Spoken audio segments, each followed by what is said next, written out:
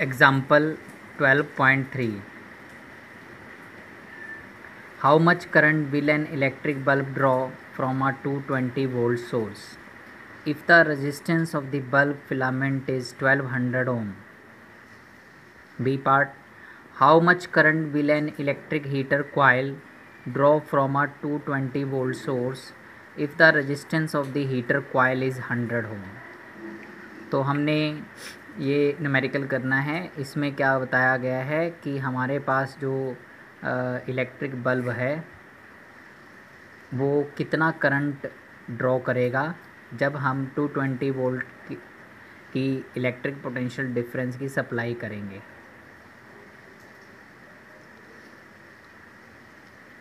तो उस बल्ब का जो रेजिस्टेंस है वो 1200 ओम है।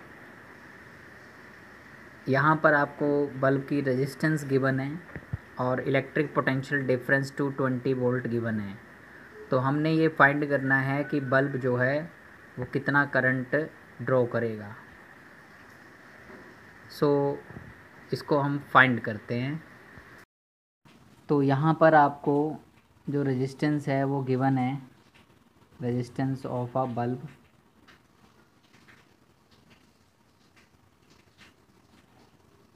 कितनी गिवन है, 1200 ओम।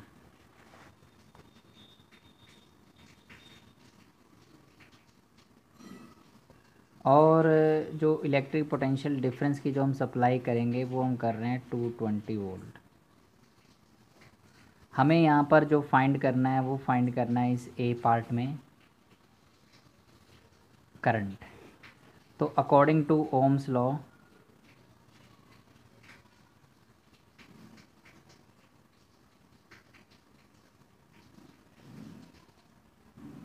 we know that V is equal to IR। V जो है यहाँ पर 220 है, I हमने फाइंड करना है।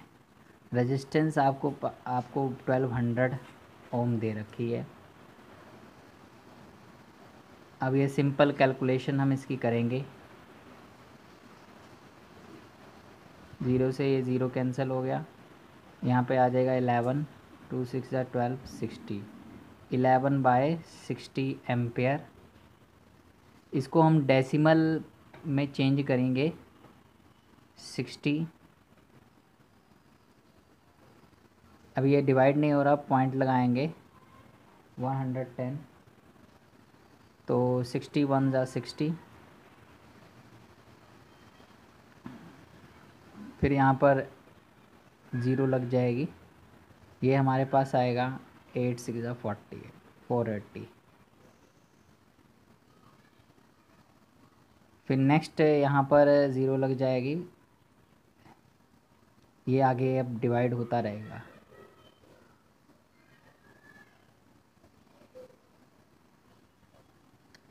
तो हमारे पास जो वैल्यू आई है करंट की वो आई है 0.183 ampere is equal to I. First non 0 digit के बाद पॉइंट लगाना है, तो वो आएगा 1.83 into 10⁻⁻1 ampere is equal to I. क्योंकि यहाँ पर हम लेफ़्ट टू राइट गए हैं और 1 डिजिट के बाद हमने पॉइंट लगाया है, इसीलिए -1। सेकंड पार्ट हम करेंगे how much current will an electric heater. अब हम इलेक्ट्रिक हीटर के बारे में जो है करंट निकालेंगे कि ये कितना जो है करंट ड्रॉ करता है, और इसकी जो रेजिस्टेंस गिवन है वो 100 ओम है। इलेक्ट्रिक हीटर में resistance of electric heater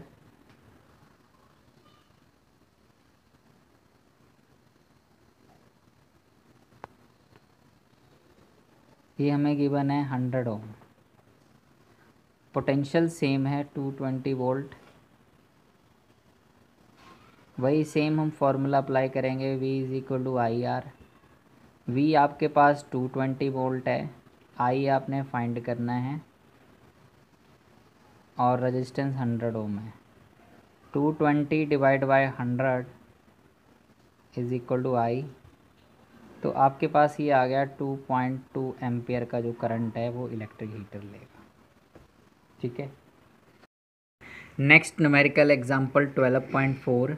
The potential difference between the terminals of an electric heater is 60 volt. तो इलेक्ट्रिक हीटर जहाँ पर लगाया गया है उस टर्मिनल पर 60 वोल्ट का पोटेंशियल डिफरेंस है। When it draws a current of 4 ampere from the source, और ये सोर्स से 4 एम्पेयर का जो करंट है वो लेता है। What current will be the heater draw if the potential difference is increase to 120 volt. तो अब करंट की वैल्यू कितनी हो जाएगी अगर हम पोटेंशियल डिफरेंस 60 की बजाय 120 कर दें। तो यहाँ पर आपको पता है फर्स्ट केस जो है इसका, उसमें हमें जो पोटेंशियल डिफरेंस है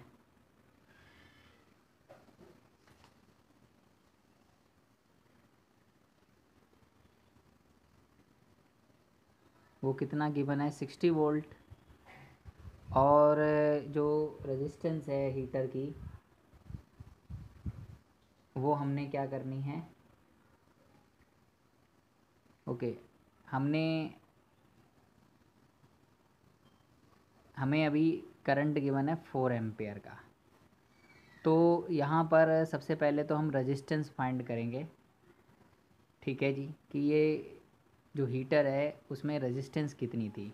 तो उसके लिए same formula V is equal to I R apply करेंगे, और V हमको गिवन है 60, I जो है 4, R रेजिस्टेंस हमने फाइंड करनी है। 60 divide by 4 is equal to R, ये आ जाएगा 15 ओम। तो ये जो हीटर लगा हुआ है ये 15 ओम का है हीटर। अभी आपको पता लगेगा हमने ये रेजिस्टेंस क्यों निकाली, क्योंकि नेक्स्ट में हमें पोटेंशियल डिफरेंस गिवन है जो कि हमने इंक्रीज़ कर दिया है। कितना है वो, 120 वोल्ट। अब यहाँ पर हमें करंट फाइंड करना है कि कितना करंट अब ये विड्रॉ करेगा। तो अभी मैंने रेजिस्टेंस फाइंड कर ली थी, इसीलिए मैंने ये रेजिस्टेंस फाइंड की ताकि मैं नेक्स्ट स्टेप जो है सेकंड केस जो है वो कर सकें।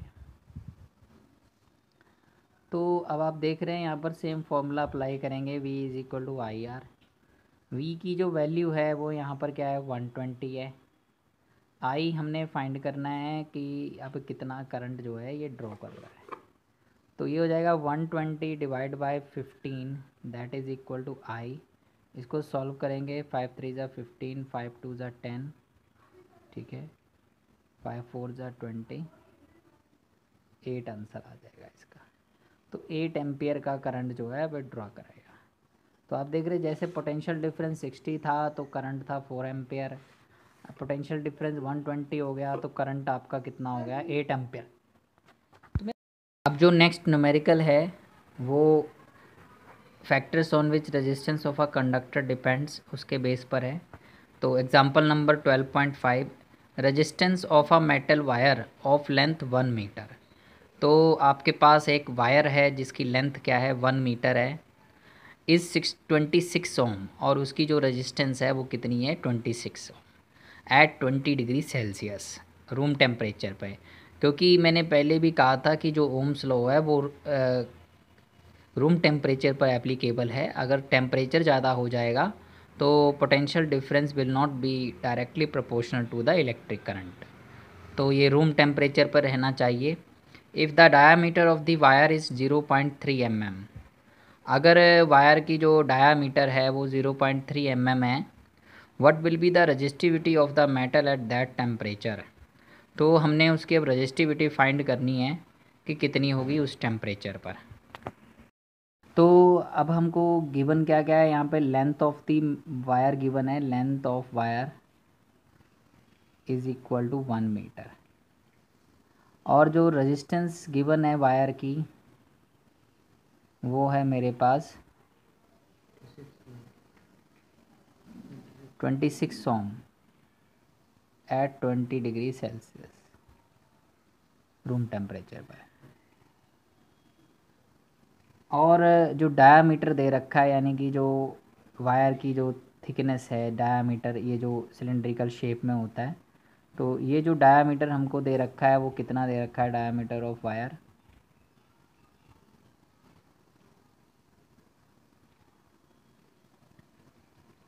0.3 mm। का मतलब होता है मिलीमीटर, तो इसको हम चेंज करेंगे मीटर में। तो आप जानते हैं कि 1 मिली इज़ इक्वल टू 10⁻³ जो भी आपके पास 1 millimetre is equal to 10⁻³ metre. So 3 mm में तो 0.3 इंटू 10⁻³ मीटर हो जाएगी। यहाँ पर हमने फाइंड करना है resistivity, rho is called resistivity, ये हमने फाइंड करना है, इसको रजिस्टिविटी कहा जाता है। उसके लिए हमारे पास फॉर्मूला होता है R is equal to rho L upon A. A is the area of cross section of wire, यानी कि ये वाले जो एरिया ऑफ क्रॉस सेक्शन है, तो ये सामने से एक सर्कुलर फॉर्म में दिखाई पड़ता है। तो हम इसका एरिया फाइंड करेंगे। उसके लिए सर्कल में देखिए यहाँ पर आपको डायामीटर गिवन है वायर की। तो अब हम इसके डायामीटर के लिए हम यहाँ पर सर्कल का फॉर्मूला लगाएंगे, area of cross section of wire.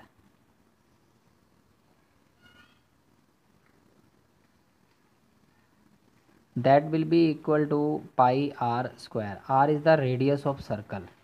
तो डायामीटर आपको गिवन है, तो हम रेडियस फाइंड करेंगे, radius of circle that is equal to, ये डायामीटर का हाफ होता है, तो ये हमारे पास हो जाएगा 0.3 डिवाइड बाई 2 इंटू 10⁻³ ये आ जाएगा 0.15 इंटू 10⁻³ मीटर। ठीक है,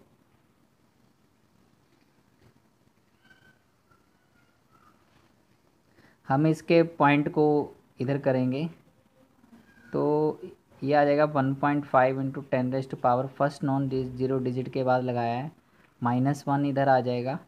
ठीक है, क्योंकि एक डिजिट हम लेफ़्ट टू राइट गए हैं, इसीलिए माइनस का भी साइन आएगा, और इधर आ जाएगा 10⁻³ तो ये हमारे पास आ जाएगा 1.5 इंटू 10⁻⁴ मीटर। इसको आप इस तरह से भी सॉल्व कर सकते हैं कि जैसे कि यहाँ पर 0.15 है, तो मैं 0.5 हटा दूँगा। जैसे ही मैं हटाऊँगा यहाँ पर आ जाएगा 100 इंटू 10⁻⁻3, ये 10⁻² है,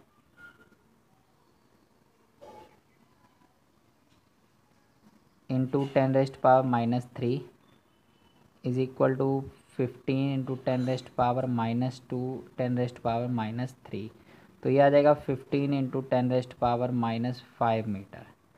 अब यहाँ पर भी अगर मैं ये ज़ीरो जो है इधर की साइड लेके आऊँ 5 के बाद, तो इधर 10⁻⁻1 10⁻⁴, और ये बन जाएगा 15 इंटू 10⁻⁵ मीटर। ठीक है, तो मेरे पास अब ये रेडियस आ चुका है। आप इस तरह से भी कर सकते हैं और इस वे से भी इसको किया जा सकता है। तो रेडियस ऑफ सर्कल जो आएगा मेरे पास πr²,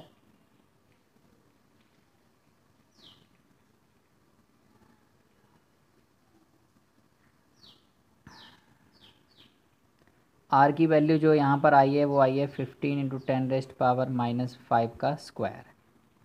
तो ये पाई को मैं ऐसे ही लिखा रहने देता हूँ, उसकी वैल्यू बाद में भरूँगा। 15 का स्क्वायर किया तो ये आ जाएगा मेरे पास 225 इंटू 10⁻⁻10। तो मेरे पास ये रेडियस ऑफ सर्कल आ गया मीटर स्क्वायर। नेक्स्ट अब हम करेंगे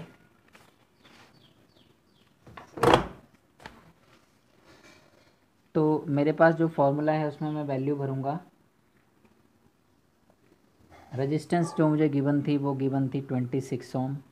मेरे पास ये फॉर्मूला था रो L अपॉन ए।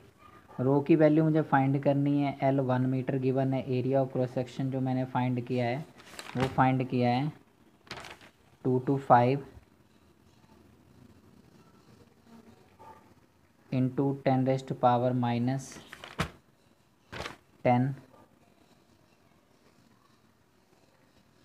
ठीक है जी, अब मैं इसकी वैल्यू को इधर ले आऊँगा और इनटू यहाँ पर क्या है पाई।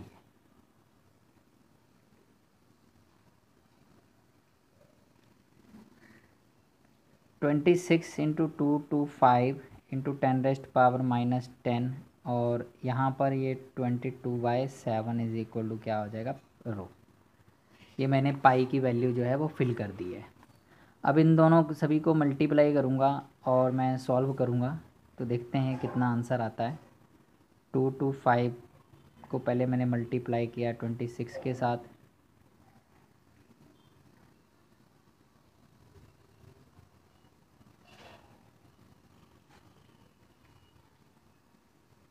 ये मेरे पास आ गया। फिर मैं इसको मल्टीप्लाई करूँगा 22 के साथ,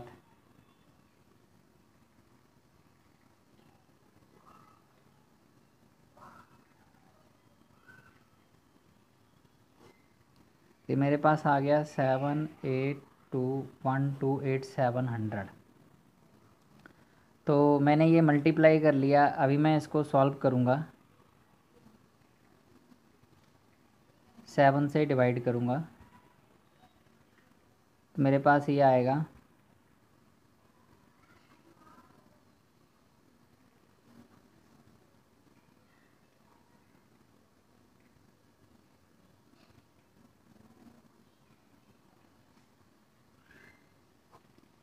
ये मैं डिवाइड कर रहा हूँ इसको,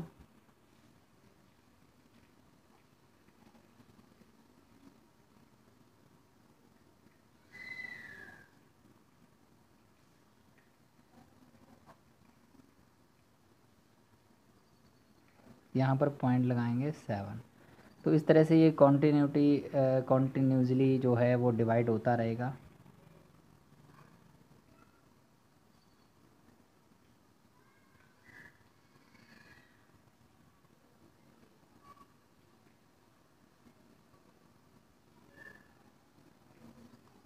अब मैं ये पॉइंट जो है फर्स्ट नॉन ज़ीरो डिजिट के बाद लगाऊंगा, 1 2 3 4। ये 4 डिजिट के बाद पॉइंट यहाँ पर लगा है, पर हम राइट टू लेफ़्ट जा रहे हैं इसलिए यहाँ पर प्लस का साइन आएगा और 10⁻⁻10 ओम मीटर इज इक्वल टू हो जाएगा रो। अब ये 4 - 10 जो हो जाएगा वो हो जाएगा 1.83857। मेरे पास हो जाएगा 1.83857 टू 10⁻⁻6 ओम मीटर। ये मेरे पास रजिस्टिविटी आ जाएगी। अब 2 डिजिट तक लिखेंगे तो 2 डिजिट के बाद ये 5 से ग्रेटर वैल्यू है, इसीलिए यहाँ पर हम लिखेंगे 1.8, 5 से ग्रेटर है इसलिए 1.84 इंटू 10⁻⁻6 ओम मीटर। ठीक है।